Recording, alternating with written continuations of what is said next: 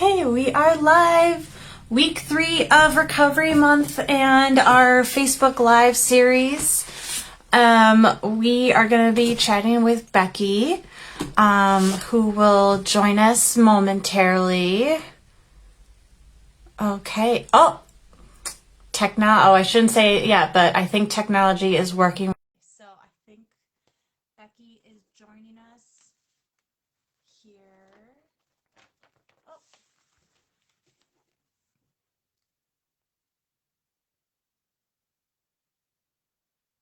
I see Lori and Chris are here. Hi, Lori and Chris. Just getting everything set up.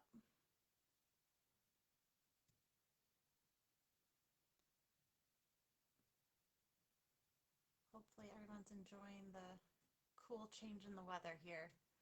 Been a crazy fall week, I think. All right. Becci was here and then she popped off. So let me see if I can get her back.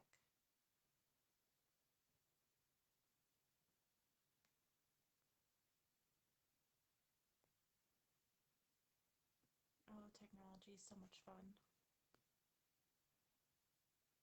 I don't see her. Hi, Chris.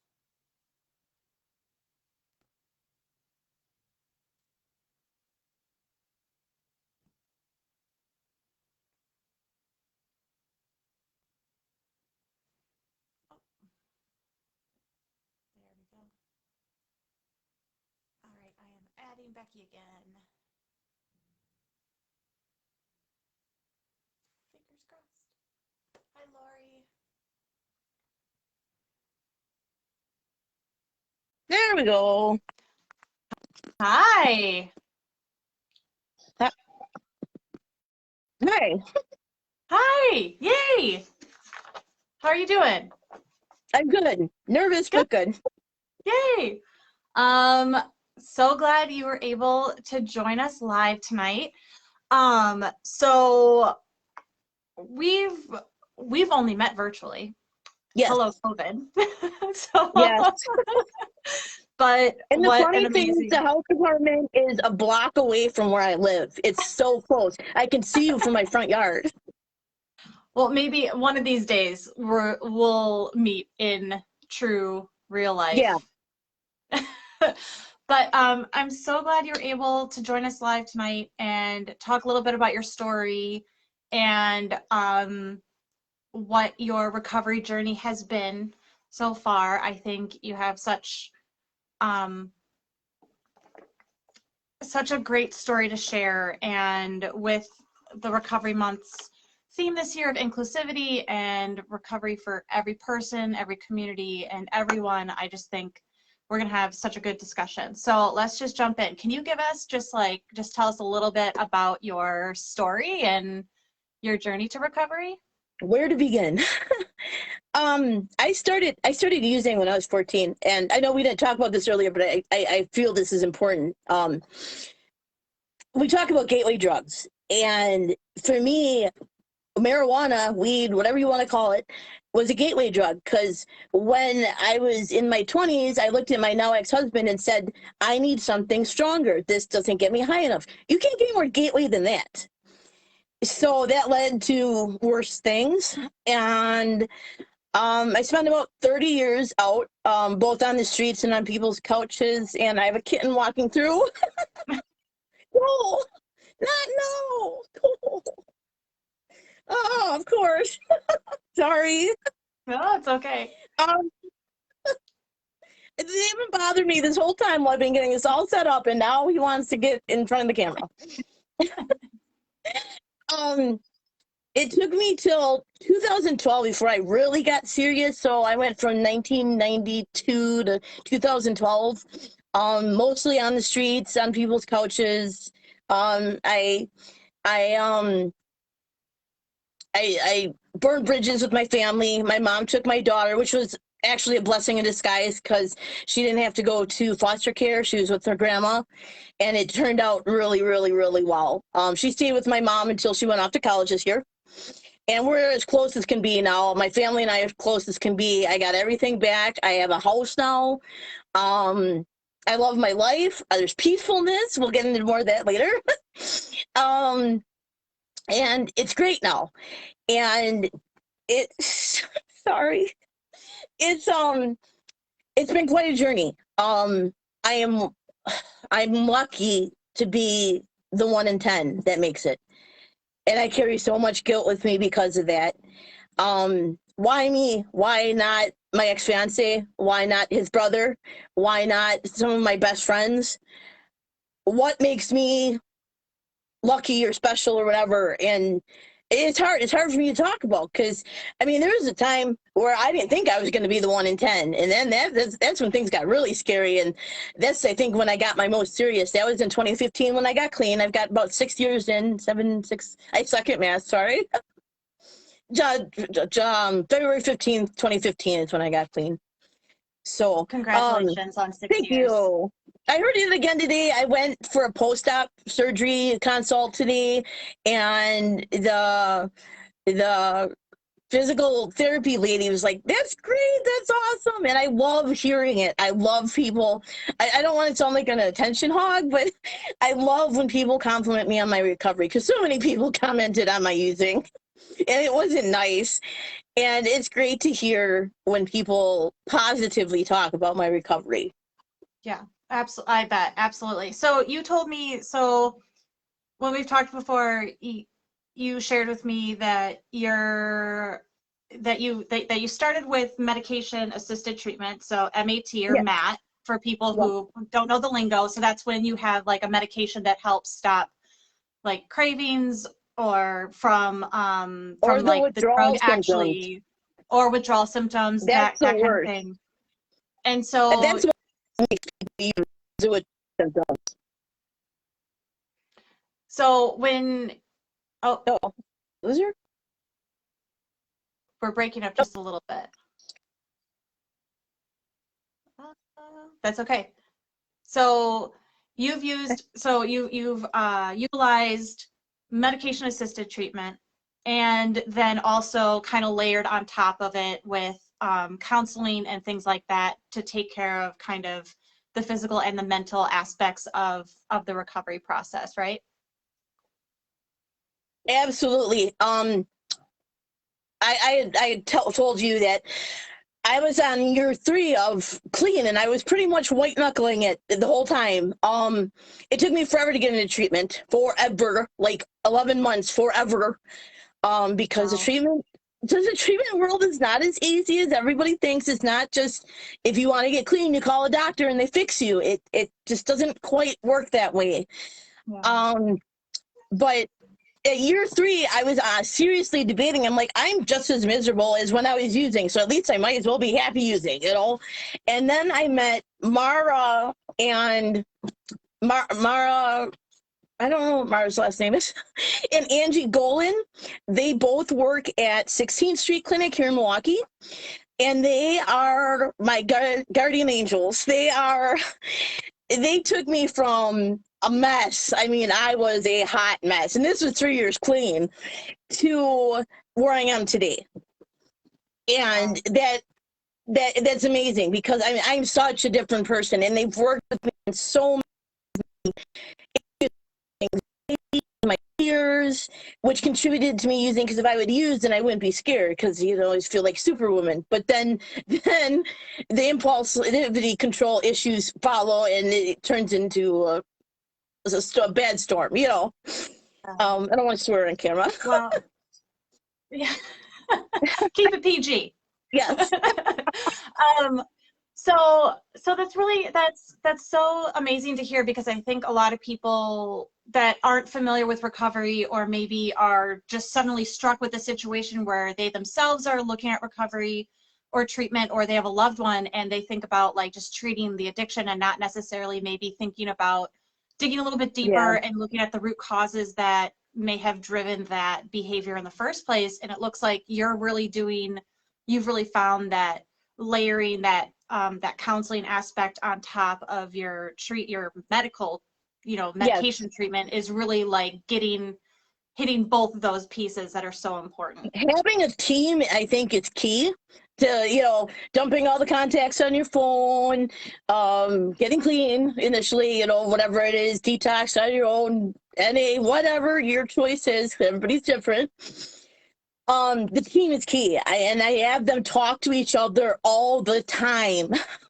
What's great now actually is Angie is now my Suboxone doctor, so it's all in one. So that's really handy. But I have them, like, I just had surgery and I had them talk to my doctors for me for pain relief after. Because as addicts, we do break arms, legs, have surgery, stuff like that. It's human, it's normal, and we shouldn't be treated abnormally because of it. I know we weren't going to really talk about this, so I'm going to skip over that. But it was great to have them all as a team. I love my team. Yeah. And it's 6 years, 7 years, whatever I'm at here. I call it maturity of sobriety. I'm finally settling into my groove, my boy, he's gonna entertain me this whole time. Settling into my way. When I was using, all I ever wanted was peacefulness. Not peace and quiet, but peacefulness in my soul, in my body, in my mind, in my head. My head was like a tornado all the time. I was so foggy, I couldn't grasp a single sentence out of all that fog. And my body was at war with itself constantly. And I don't have any of that anymore. My head is clear. My body is happy. I have autoimmune disorders, so I have chronic pain, but it's nothing. I mean, I take Advil and gabapentin and things like that, all easy stuff, nothing narcotic or anything like that. And again, having the team that talks to each other, they can easily, if I start to not feel good, I'm feeling better within days because everybody's right on top of everything and communicates with each other. Communication, big in recovery, whether it's communicating with your loved ones, communicating with yourself, communicating with treatment, whether it be medical or mental health. Because if they don't know how you feel, they can't help. And I am one of these people who's brutally honest. And I would tell them, yeah, I did this and I did that. They're like, it's refreshing that because now we know why you don't feel good or what's going on or this and that. And instead of hiding it, we want to know so that we can help you properly in the right way. And it worked wonders. It was, I had insomnia when I first met them. Then I wouldn't sleep up to like 3 weeks at a time. It was horrific. And they finally got that under control. I don't even take any sleep medication anymore. Wow. Yeah. I sleep like a baby now. I'm so glad to hear that you have found like your group, your team, your supports. Yeah. And I think hearing about you talk about communication is so, I mean, I think it's like the most, it's the most obvious thing to fix, but sometimes it's the last thing people think about. And it's so simple, but so complex at the same time. And because I'm sure for loved ones too, they want to know what's happening so that they know how to help. And your ability to communicate your needs or what's going on at any one time must be like just, I mean, it's huge. And I you know, it's an understatement to say that communication is key. It's everything. Sorry. I was going to say, with COVID, everybody's become even more isolated than they were before, and that's making the communication harder. And the last thing, I see so many addicts go in and they're ashamed when they're telling their story to the nurse, which they need to do so they can prescribe the right medication or treatment or whatever it is. And every addict thinks they're the only ones that have these horror stories about like how much they take and this and that, and they don't want to tell anybody. And we're all the same. We all have taken that much, and if we don't communicate it, they cannot help. Right. You've got to be honest with them, because so many times I'll be like, no, I'm fine, I'm okay, I'm fine, and they can't help me if they don't know. So yeah, absolutely. So I also wanted to touch on your idea of like maturity of sobriety and like finally coming to a place where like you're kind of coming into your own and finding this new peace, like feeling of peacefulness, like in your life and everything like that. And what does that look like day to day? Like, what is your favorite thing right now about being in recovery? Probably my hobbies, which I couldn't do before, and if I could do them, I'd be so messed up in the head that they would never turn out right. I crochet, I garden, I craft to the nth degree. My boyfriend hates it. I mean, a lot of my money goes towards craft supplies. But I told him, it could be worse. It could be going to drugs. So let's compromise here. Hey, Michael's, just take all my money. Just right? take it. Yeah. Oh, Chris, I love that I can do that, because I would start that and then forget that I was doing it, or I couldn't even get started because of anxiety or whatever. Yeah. And part of owning a house, there's this home ownership pride that came with the house. It's a really cool feeling, and I'm glad I'm not yes. But you don't want to look like the worst house on the block. You don't want to. I'm not trying to keep up with the Joneses, because I can't. There's no way. But my garden. I love my garden. My stimulus checks are my garden, and they made my house look really nice. So yeah. I'm right. I'm right with you with the gardening. I'm going to be putting in more raised beds this fall. I'm very excited about it. Oh, that's really cool. Chris asked, how do you keep the peacefulness when life's hard? Like, is there like a certain tool or a skill that you've kind of picked up that kind of helps? Breathing. I think breathing, because that's my go-to. When I start going, I just go breathe, and in through the nose, out through the mouth. You got to just really focus on breathing, and that'll kind of recenter your tears. I don't cry that much anymore, so it's hard to remember, which is awesome, but hard when I'm trying to give advice.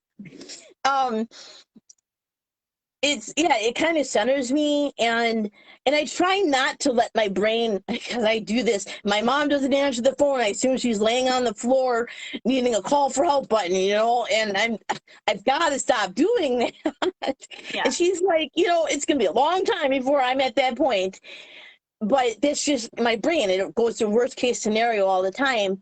And so I distract myself, whether, again, it's crocheting or painting or watching TV. I'm a SpongeBob head. Like, oh my God, addicted to SpongeBob. He's my peacefulness guy. Got to flip on SpongeBob candles, aromatherapy. Now, this is coming from an addict. I am so shocked at how strong aromatherapy can be. Like, it's as good as Xanax. Good. Like, can calm me down. It's amazing. I wouldn't believe it. I didn't believe it when I was still using, because I couldn't see it. But now, again, maturity of sobriety, now that I can take that step back and see the whole picture. Yeah. I'm like, I have 5 candles going right now in my house, and they're fall candles, and they smell great, and they make me feel great, and my house feel great, and it's great. What is your favorite scent? Actually, like balsam, pine. Ooh. For some reason, the pine scents, not like Pine Sol, but like Walmart carries a Better Homes and Garden for like $4.95 for a large jar, like a Yankee Candle size jar, and they carry the pine year round now. And then there's a rainy day that they carry that I really like, that I try and use during spring and summer. But I'm a fresh floral kind of. It's got to be like an outside, flavor. I call them flavors.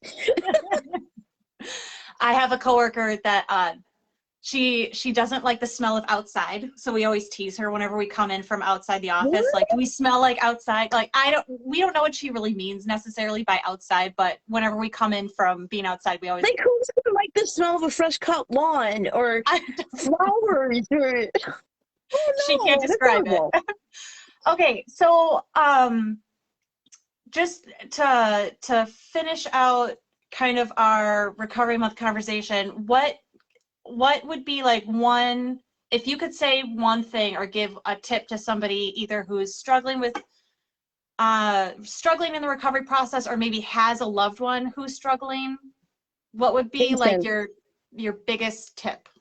Patience. And I'll be the first to tell you I suck at patience. Even to this day, I'm getting better, but I'm horrible at patience.